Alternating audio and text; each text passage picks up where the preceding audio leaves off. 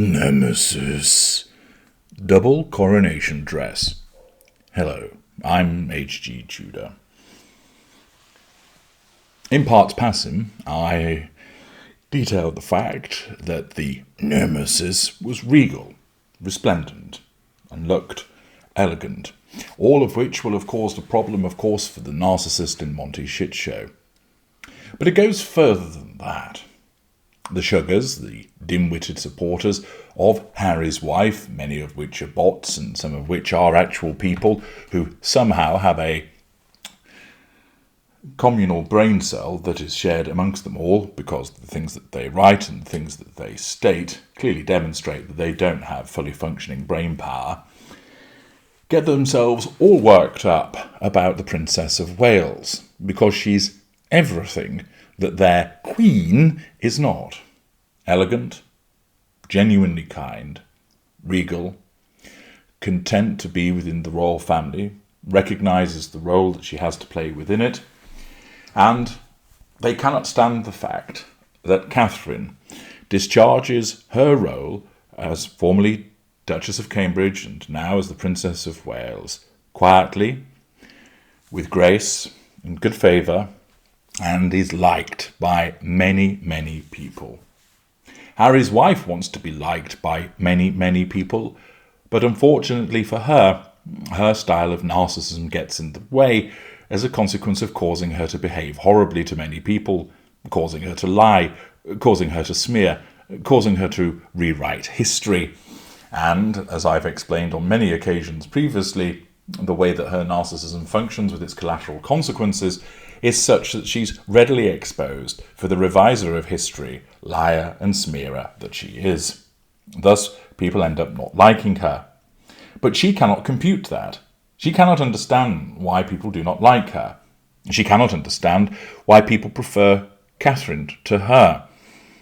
She thinks, in her world, that she's more beautiful than Catherine, that she's more elegantly dressed, that she's kinder or more empathic, because her narcissism tells her that. Of course, the objective observer, one can see that they are poles apart. But the Sugars, of course, take any opportunity that they can to try and do down Catherine. And so it has come my way that one Sugar, although many joined in with the attack on Catherine, suggested that somehow Catherine had been lying to everybody as a consequence of wearing two dresses at the coronation. Yes, such an awful thing to do, to have two dresses. Goodness me, what an absolute sin that Catherine has committed. This super Sugar, who is called Amanda Matter and goes by the name of Matter of Fact, created a video, and she does have quite a lot of followers, stating that, in effect, Catherine lied to everybody by wearing two different dresses, because in the pictures she's got two different necklines. Catherine, how could you?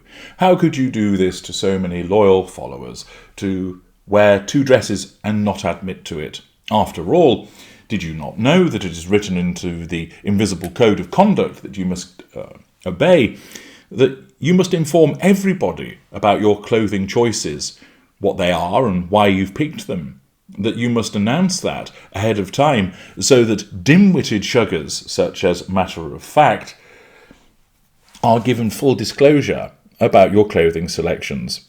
Once again, this is demonstrative of the idiocy of the Sugars, and also provides you with a useful insight into the way that a narcissist coterie operates.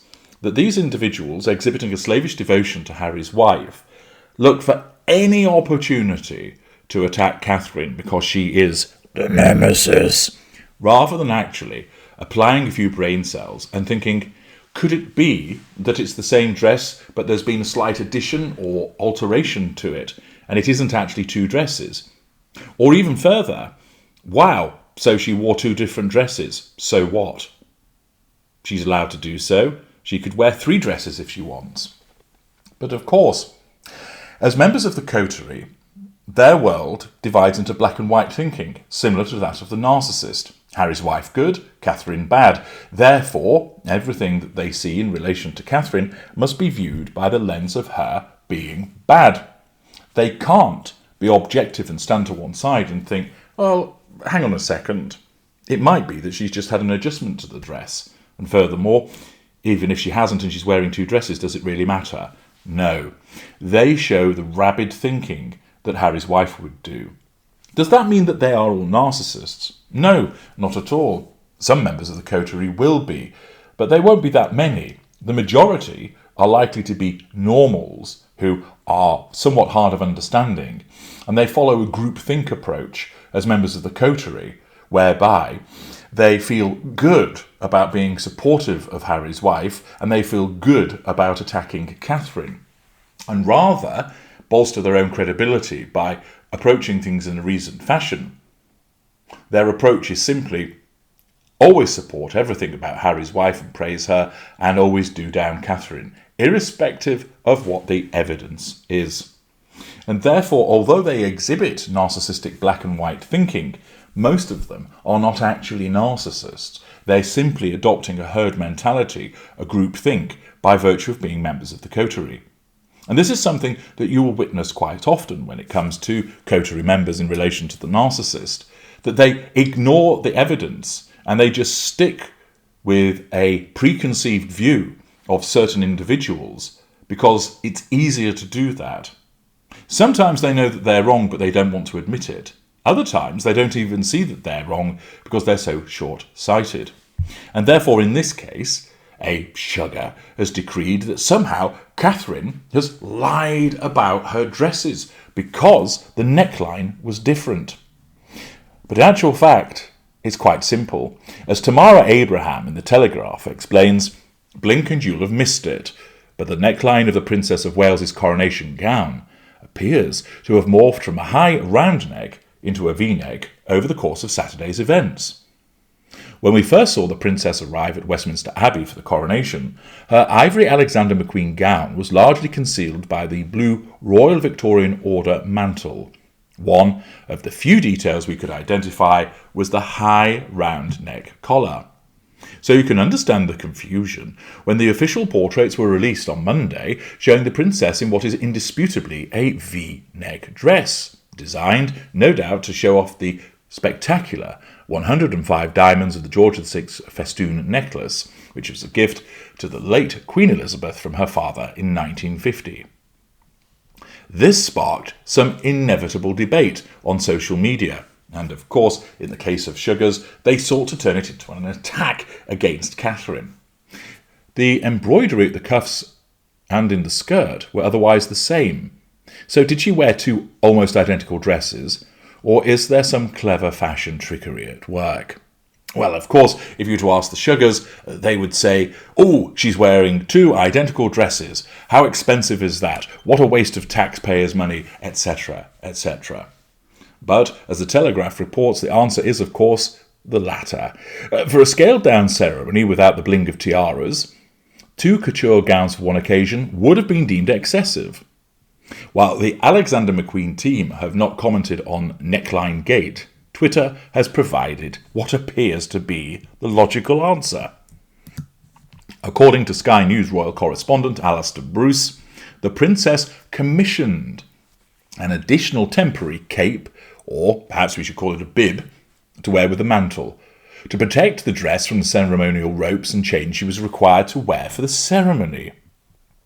It may also have been an aesthetic solution. The mantle looked better with a high collar, but the necklace and the V neckline required to display it was a means of remembering the late Queen in the official portraits. It kept her memory alive on the royal family's most important day since her coronation 70 years prior. This neckline detail is just one element that made the gown such a masterful blend of tradition and modernity, and it showed how much thought and care went into the design.